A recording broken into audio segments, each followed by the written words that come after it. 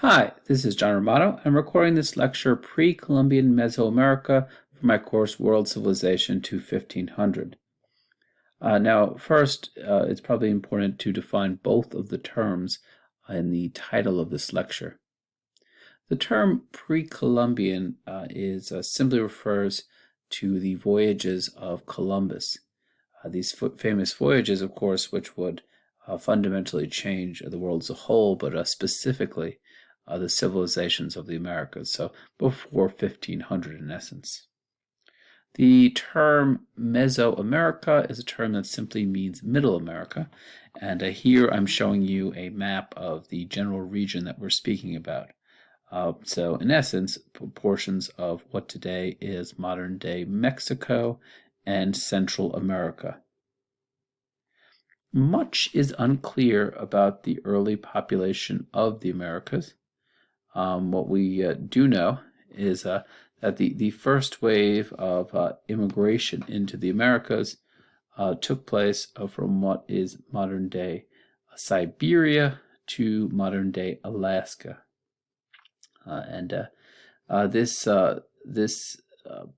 This crossing probably took place around 13,000 BC or so. This is one of those dates that really is highly in flux and dependent upon specific finds, archaeological finds. We tend to think that these earliest migrants would have passed over what at the time would have been a land bridge that went over this region here between modern-day Siberia and Alaska, known as the Bering Strait. But it's also possible that in addition to traveling over the ice bridge that once existed, that at least some people simply traveled by watercraft, although we really can't prove that. We think that migrants tended to arrive in fairly sizable numbers and quickly begin to populate all the habitable regions of the Western Hemisphere. As we've seen before elsewhere in the world, the earliest human inhabitants of the Americas tended to live through a combination of hunting and gathering. That's how they made their food, and what really it must have meant that in the earliest goings, these people were fairly mobile. The reason most people tend to think that people crossed over into the Americas initially was a simple one, which is to say that they went there in order to get food. At some point, though, it appears that perhaps as a result of these early peoples in the Americas having become too successful at the game of hunting, large game tends to become scarce. It may, in addition to overhunting, it may also have been a question of the climate warming slightly, and this may actually have had the effect of also creating an extra stressor on some of these large mammals. So another reason why some of them die out. At this time, some human communities begin to fish more intensively and begin to turn increasingly to hunting small game, while others begin to turn to agriculture. And of course, this should be no surprise to us in that we've said the agricultural revolution was something that occurs many places and really is independently discovered, the turn to farming as a way of life. As in other places, this leads to the first complex civilizations of the Americas in time. Today, as you're seeing this image, especially through archaeology, and now we're really looking at very small trace amounts of these different forms of agriculture, we can begin to trace out a little bit more precisely than in the past the slow introduction of different crops. So, for instance, people would initially cultivate beans, we think, chili peppers, avocado, and squash.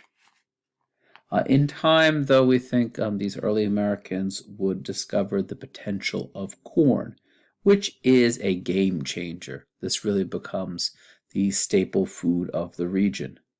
And later, too, they would add tomatoes to the crops under cultivation. Perhaps less so than in other civilizations we've seen. There tend to be relatively few domesticated animals in the Americas.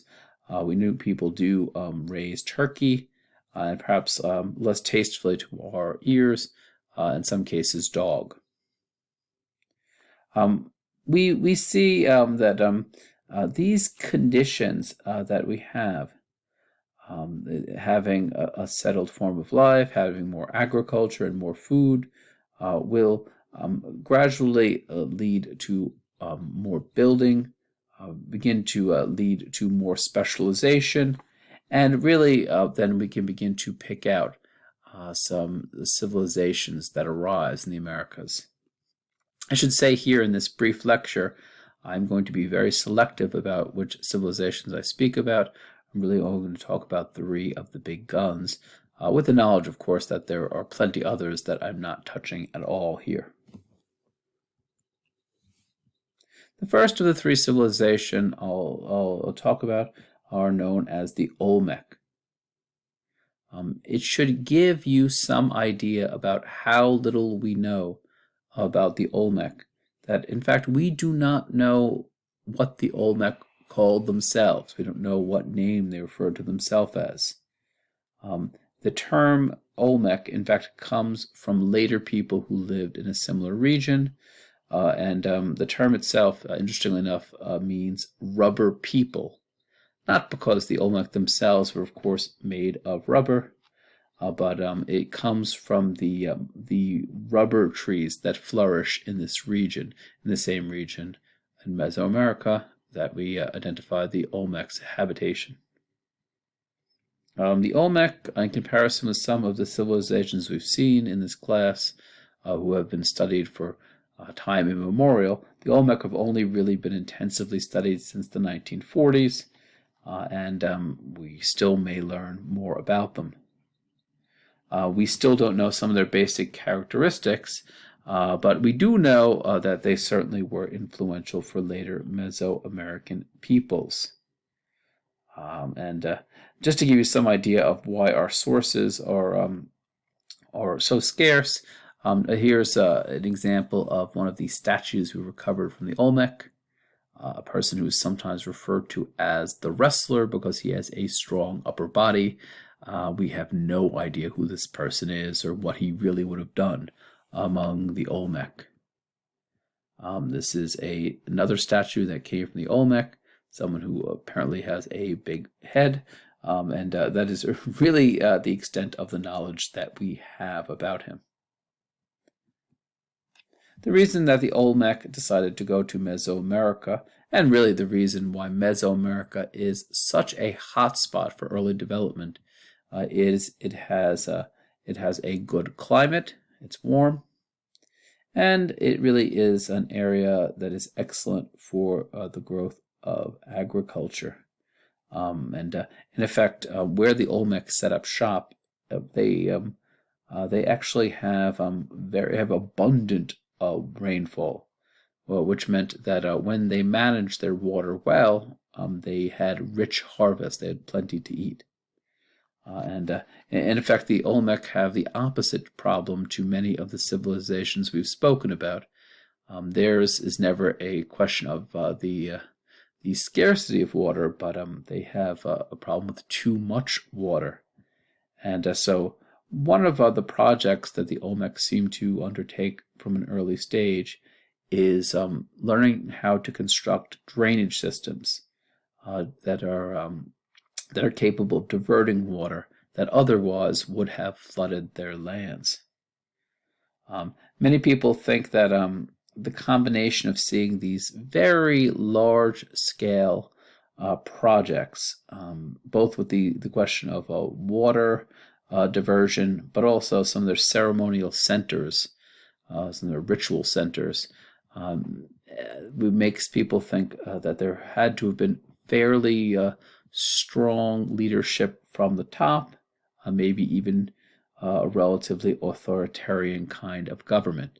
We've seen images like this one that make us think that there's some people like kings running around among the Olmec. Here's one of their ritual centers that they created. You can see is decorated.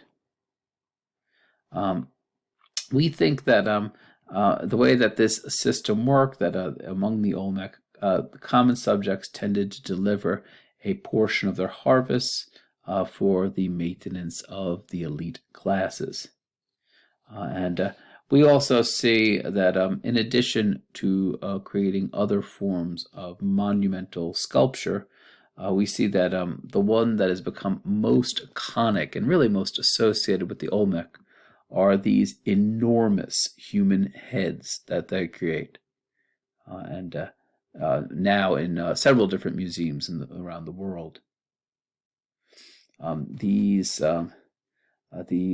heads are really colossal. The largest is 10 feet tall and weighs 20 tons. The big question is, of course, who do they depict? One of the most logical solutions is that these are meant to be some form of Olmec leaders, kings. Other people have said that, who knows, they may actually be gods, or there is the possibility, of course, that they viewed their kings as gods, which really splits the difference evenly between those two suggestions. These heads were sculpted with a form of basalt rock, and what's fascinating to us is that there's no sign that the Olmec used animal labor to be able to get them into the place they wanted them. They had groups of peasants probably drag these enormous boulders from the quarries, perhaps at times floating them on rafts to go over water, or at other times simply dragging them on the ground to where they were supposed to be. It does give some idea of the kinds of jobs that peasants would have been expected to complete for the upper classes. From what we can see, the Olmec appear to have spread their influence to surrounding areas outside of their main homeland. We think this is partly by military force, but also through trade. And we can see, for instance, that they import jade. Here we go.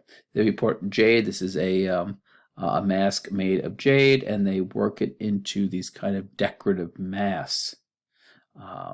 And jade does not occur naturally in Mesoamerica, which makes us feel that quite likely they are trading with there's some sort of trade networks that were set up, even if we cannot really trace out the networks very precisely. Another thing that they import that is quite interesting to us is this volcanic rock here known as obsidian, again, this sort of black rock. And we know that the Olmec, just like other later Mesoamerica people, were going to have plenty of cutting needs, whether cutting animals or cutting human beings, but they did not develop metal. What substitutes for that in their civilization are this form of rock, obsidian, and you can see here that you can actually sharpen obsidian to make extremely sharp knives, daggers, and so really they never needed to have any sort of metals. One of the main mysteries of Olmec is the decline of their society. We really see this very interesting sort of archaeological find when Olmecs appear, from what we find, to have systematically destroyed their own major ceremonial centers, and afterwards they desert them. They leave the areas that we knew they were previously. And because from all signs this was an inside job, this was people among the Olmec destroying their own centers. Some people have argued that what this represents is a form of internal war, civil war. Perhaps with some of the lower class were tired of having to do the many projects that the upper class anticipated from them. They decide to turn against the elite. That is a theory that really is not provable completely. The second of the sort of big guns when it comes to Mesoamerican civilization are known as the Maya. After the Olmec disappear, we think as a whole in Mesoamerica, the population begins to grow dramatically. And we see new ceremonial centers beginning to grow up, in some cases, some real cities. One of the earliest heirs of the Olmec that we can see emerging from our sources are known as the Maya, who are world-renowned as having created a remarkable society in Mesoamerica. The reason why they are in Mesoamerica is, just as with other people, they learn how to exploit the good temperatures, the fertile soil, and they begin to do agriculture in the region. And we really see that their ceremonial centers are even more prominent than those of the Olmec, with all sorts of temples, for instance. Really, they too seem to have engaged in trade and have trade routes, as the Olmec once did, to build up for imports. We know that they too harvest a lot of corn. That we know that they cultivate cotton and use it to weave clothing. We also know that Maya cultivators raise this cacao, which is a large bean that actually, interestingly enough, is the source of chocolate, of modern-day chocolate. The way that the Maya used it, they would make a sort of a form of what we might refer to as cold chocolate. They would they grind it down into a powder, then they would put it into water and usually mix it together. In some cases, though, they would simply pop these beans into their mouth as a snack.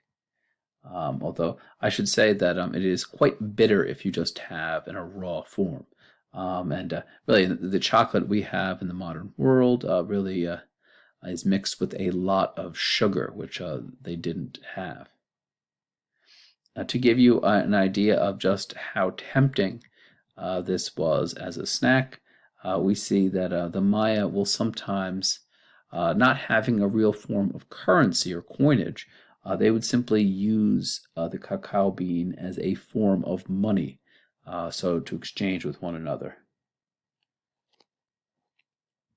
To give you some idea of just how much their sort of city centers begin to grow, you begin to see population beginning to go into these areas, and that really begin to grow and look a lot more to us like cities, with these kind of plazas with all sorts of monuments and buildings really raised with public money.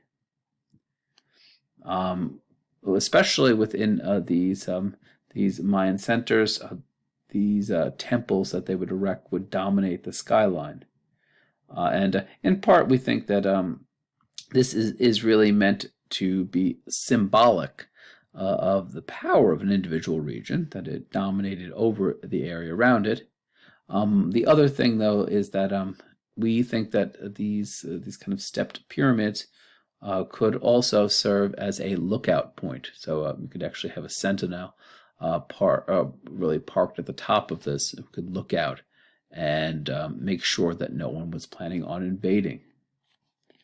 And the reason why this would be important this defense against people coming and attacking, is that there was absolutely no political unification among the Maya. We see instead a series of small city kingdoms that were ruled over by individual kings. Some have compared it with, for instance, the city-states in the ancient Greek civilization.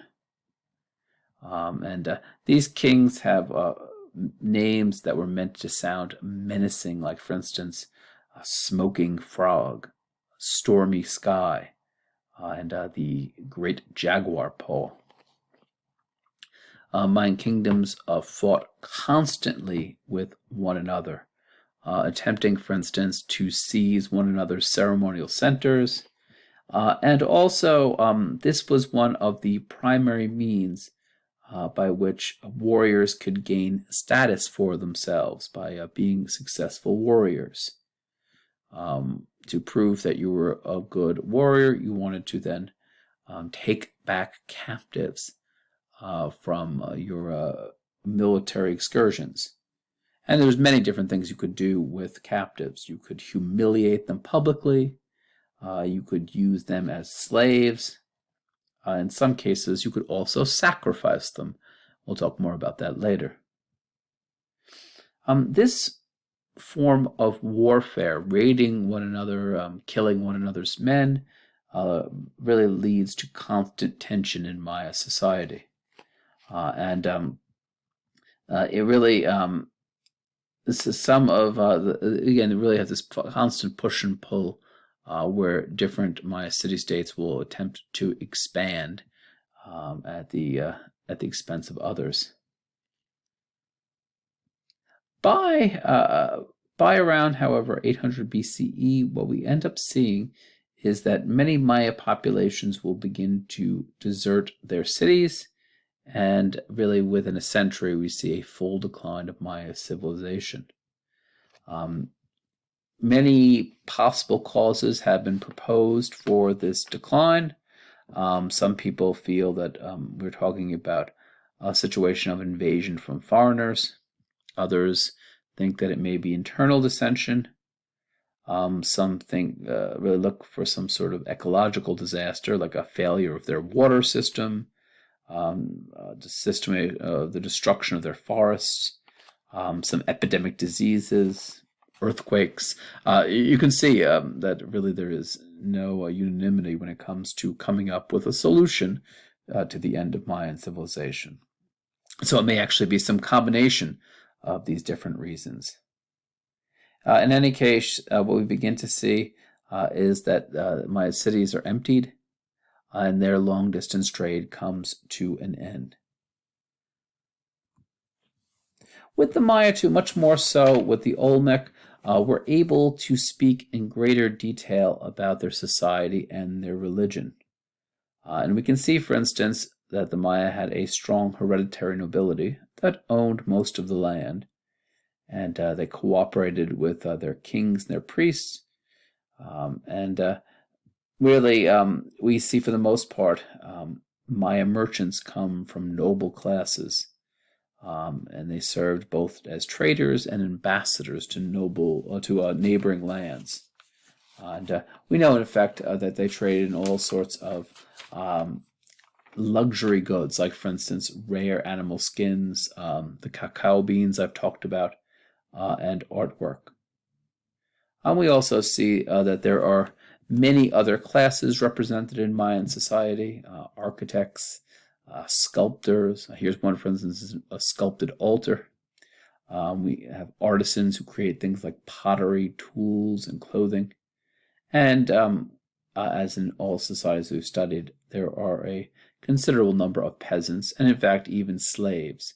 And those two groups would primarily be responsible for physical labor.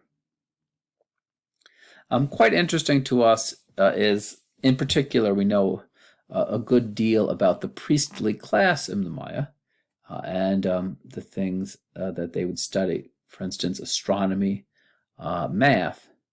And quite interesting to us, the reason why we have a lot of this knowledge is that the priests studied and created a system of writing. Among other things that we can gain from looking at their writing, we know that Maya priests understood the movements of heavenly bodies. They knew, for instance, things about planetary cycles and eclipses. People have also often been fascinated by the kind of sophisticated calendar that Maya priests would maintain. Really a calendar that has a series of cycles that count out from this fixed point in the past that was creation.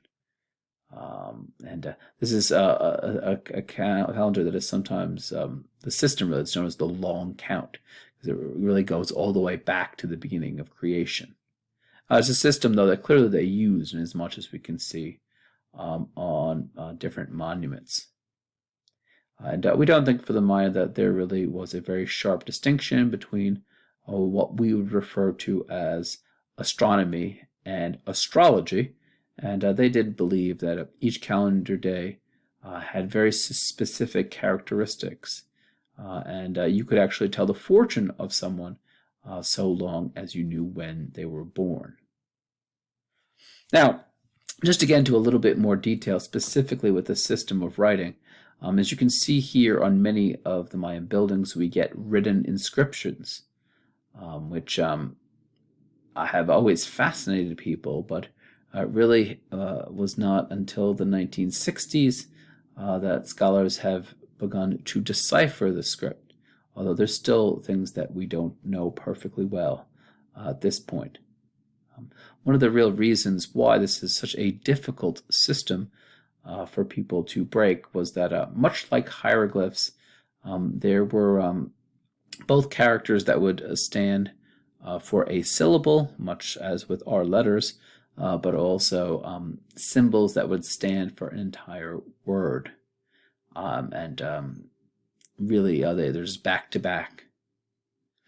As scholars have started to decipher the script, we've been able to figure out more about the Mayan history, their literature, their poetry, their myth, their love of genealogy, for instance, or sometimes drier texts like administrative texts as well.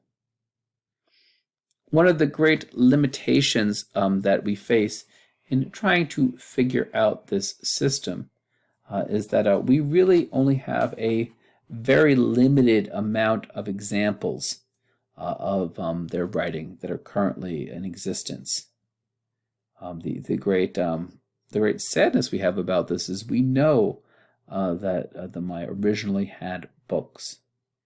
And unfortunately, when European invaders come into Mesoamerica, their belief is that these books can really serve as repositories from paganism.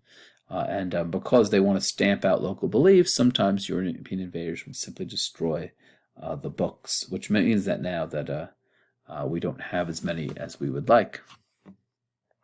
Looking at some of the inscriptions we have, though, it does begin to give us some idea of what some of the beliefs of the Maya were initially.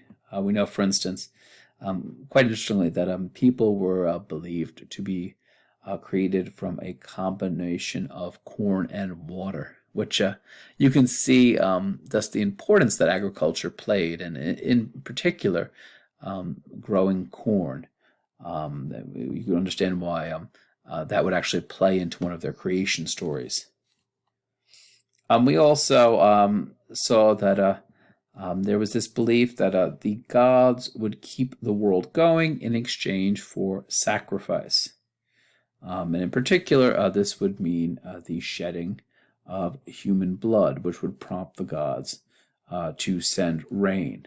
And this, of course, was one of the things I mentioned earlier that you could do with the captives that you had taken in war. I should say, I think I neglected to say earlier that we suspect that the Olmec may also have done sacrifice, but with the Maya, there is certainty that they did human sacrifice. The last thing I'll discuss with the Maya is not really something that is just simply confined to the Maya, although we have we don't know that they definitely were engaged in it. This is something that scholars will sometimes refer to as the Mesoamerican ball game. The Mesoamerican ball game would be played in a court like this one, and we know that you could play one-on-one, or you could play with teams.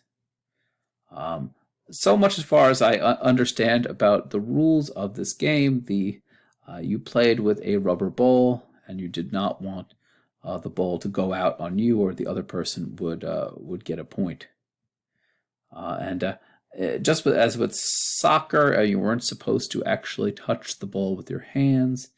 This rubber ball that you played the game with, in a way that I don't quite understand yet. They're also up on the walls of the courts. There were these hoops that is somehow, apparently, I guess if you were very good, you could actually kick the ball and get through the hoop, and that would virtually guarantee your winning because it gave you so many points.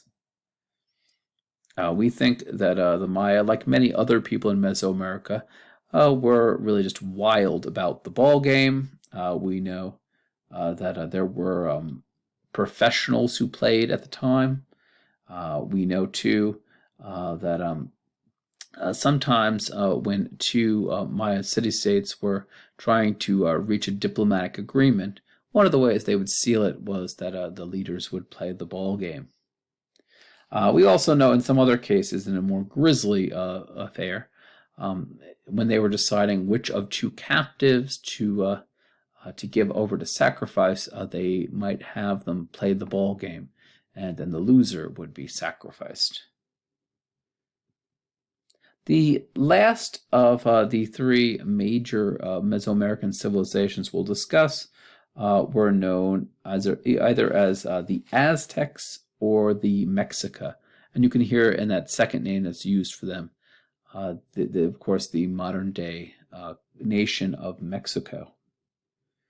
The Mexica is the more traditional name that they used for themselves, although the term Aztec actually does derive from a legend of their own civilization too. The term Aztecs comes from this what's known as the place of the 7 legendary caves, which was the home for the Aztecs of their ancestors long ago. So a mythical place. To give you some idea of just what tough customers the Aztecs are, what I'm showing you here is a sculpture of, believe it or not, an earth goddess. Usually tended to be seen as a little more gentle than this particular fellow. From when the Aztecs burst onto the scene in Mesoamerica, they gained a fairly rough and tumble reputation for themselves. They gained a reputation for kidnapping women from communities, seizing land from others, and we really think that until they finally settle, as we'll see in the area of, especially around modern-day Mexico City, although really eventually throughout all of Mesoamerica, until they get there, they were constantly being militarily forced to move because their neighbors did not like them. They were always fighting. The eventual spot, really indicated by those red stars that the Aztecs will set up their capital city, was an area that was fairly marshy. Really was swamp-like. And while it may really not appear to you the most hospitable place to set up a civilization is in such a place, we really think that the Aztecs were far cleverer than you would have thought. They recognize, for instance, that there are natural food supplies built in if you set up in a swamp. There are fish, frog, waterfowl that you can eat. And what they discover is that you can actually take some of the muck from the bottom of lakes and dredge it up, and then use it for the purposes of agriculture. And they in fact discover that that works wonderfully well as a fertilizer. In fact, the areas that they begin to conquer become very fertile, they become productive, and they have several harvests per year. The other reason why this area is brilliant is because we already said that they gain a lot of enemies for themselves, and putting your capital city in a swamp meant that it would have been virtually suicidal for invaders to come and to attempt to take them in battle. Even though the Aztec begin to settle down on the land, we think that they continue in their warlike ways. They begin to dominate their neighbors. They begin to demand tribute. And we really see this ambitious campaign of imperial expansion, especially under the rule of this particular ruler known as Aztec, who is sometimes known as the Obsidian Serpent. Obsidian, again, because that was the material that they were using for their weapons, and serpent is obvious. Aztec, shown here in a modern image, shown here as in a pre-modern image, was known for the brutality of his methods, conquering all kinds of cities in Mesoamerica, slaying the inhabitants, sending in his own people to colonize regions that he had taken. All told, when other rulers used similar kind of methods, what it meant when the dust cleared is the Aztec brought together around 12 million people together in the same empire, and really unified much of Mesoamerica. The main objective of this new empire was to extract money, to extract tribute money from the subjects in it. Really, we think that the Aztec made all sorts of elaborate demands from the people who lived in the region that they had taken. They would have to give the Aztecs food, textiles, blankets, jewelry. These demands were seemingly very oppressive and very regular. We don't think that the Aztec really had any taste whatsoever for bureaucracy in government, administration. They were more than happy to farm out government to the conquered people, as long as the money and the other things they requested continued to flow to them. The Aztec do not even bother to keep a standing army. In essence, the Aztecs, their attitude was, when they needed to have an army, the emperor would raise one up. For whatever reason, if he wanted to go on a new period of imperial expansion, or simply to launch a punitive expedition, some of the subjects were not giving the things that they were supposed to be given. It was very important in this system that people be kept in line, and the best way they figured to do that was through fear, the fear of being militarily destroyed. We are very lucky to have quite a lot of information about the Aztec, and much more so than most other Mesoamerican people. Unlike the Maya, some books actually would survive even into the modern world. And we also know that, interestingly enough, the Spaniards, when they come, actually have contact with the Aztec. They see the civilization that's still operable, so they can actually report on it as well. From what we can tell, this society was rigidly hierarchical, and in particular, the majority of honors and rewards tended to flow to the military elite. And all men were potential warriors in this civilization. And in fact, inasmuch as there was any possibility of social mobility or advancement, it came on the battlefield.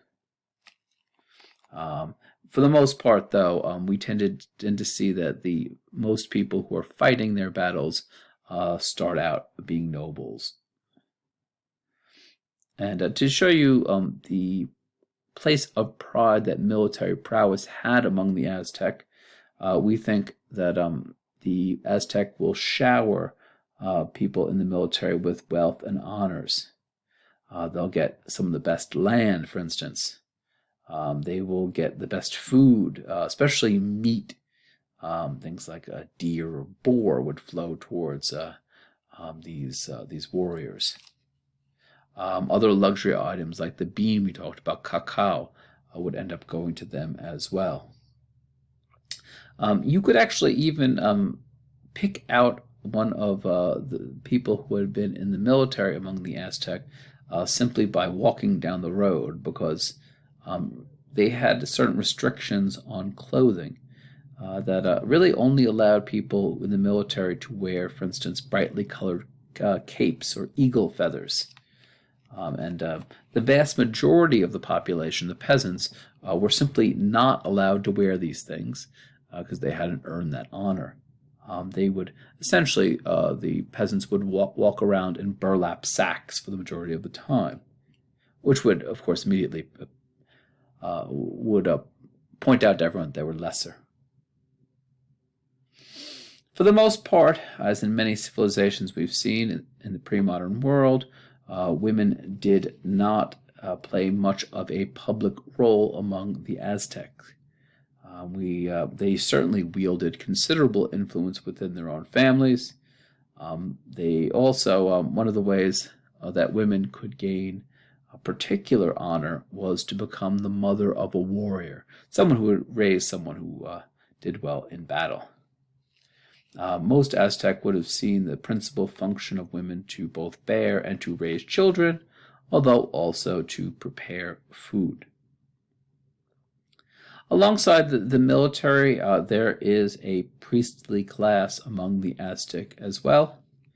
And we see that they too have to receive, like Maya priests, a very special education to be able to do their job. They had to learn a very specific kind of calendar, and they had to learn to carry out the rituals that were necessary. Really, it does appear the Aztec had a lot of faith that the rites that the priests performed would help the world to continue to carry on. Doing things like, for instance, reading omens in nature to find out what the future would be, to try to get close and on the good side of the forces that drove the world. And this was taken to really to be very serious. We know that priests were often advisors to rulers, for instance, consulting when they were about to go into battle. The bulk of the population in the Aztec Empire were peasants who lived in small villages. And we really see that the dominant force among peasants are something known as kalpuli. Kalpuli were given, were really essentially start off as clans, as family groups. And in time, and really so initially, they claimed descent from common ancestors. As time went on, though, we think within these groups, ancestry would become far less important, and instead we're talking about groups of families who simply live together and own land jointly. Because the Aztec Empire really did so little when it came to government on the local level, we think that these groups were responsible for organizing all of their own affairs.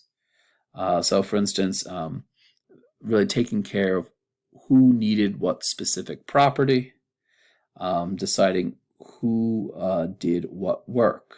So, for instance, peasants had to do work for nobles, so who was going to take care of that work? And in addition, of course, to doing the work on their own farmland. Who was also, the Aztec wanted peasants to do a certain amount of public works projects for free. Things like, for instance, building up palaces, temples, roads, building irrigation systems. And really, in fact, these community leaders would have to figure out who did which thing. And we really see that the part of, again, the food that they were producing on their land went directly to state agents. And this would then go in part to elite classes, and then others would end up in state granaries. Altogether, because there was so much conquest among the Aztec, there also ended up being a large amount of slaves who also could do some of the dirty work in the society. The Aztec tend to feel that artisans are worthy of prestige, especially those who, for instance, work with exotic things like precious metals like gold and silver, certain clothing, and tropical bird feathers. The last thing that I'll talk about a little bit is religion. And we know that the Aztec actually have a number of gods who really are not particular to them. They just flowed around Mesoamerica and were picked up by many. Perhaps most famously, this is Quetzalcoatl, sometimes known as the Feathered Serpent, a god who would support things like arts and crafts and agriculture. Like some of the other people in Mesoamerica, for instance, the Maya, we see that sacrifice is something that the Aztec have a respect for. And in fact, the Aztec taught that they believed that the gods had set the world into motion through this primordial form of sacrifice. And again, you see this sort of tit for tat with them. If you give the gods blood, they will return rain. They will give you corn, other crops as well. And so it is very obvious to us that really one of the primary forms of rituals for them was bloodletting. This is how they showed the gods honor. This is really, in some ways, what allowed their natural world to function. And again, really talking here about the ritual sacrifice of humans by their priests. It was taught that, in effect, you could honor the gods, and especially the sun god, by doing these really mass forms of human sacrifice. Sometimes they would even describe it as, for instance, the sun god, to be able to rise each day, would have to battle the stars and the moon, and what would allow him to gain strength to do that was sacrifice. And this is something in particular that the gods would bless you in all endeavors, but in particular war, if you continued to carry out sacrifice.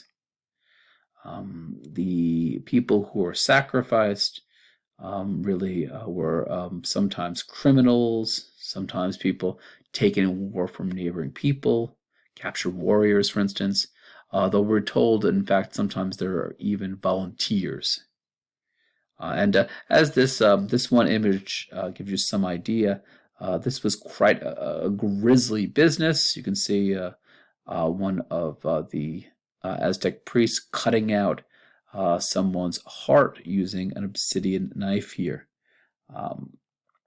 Perhaps what it really stands out to us in particular about Aztec sacrifice is the industrial scale that they carried out the sacrifices on. We're told, in fact, that on any given feast day, we might have thousands of people who were sacrificed at the same time. And really, archaeologists have only begun to discover the huge number of skeletons left over from this process. And this was something in particular, of course, that horrified the Spaniards when they came in, and they wanted to make them bring an end to it as soon as possible. All right, that's it. Thank you.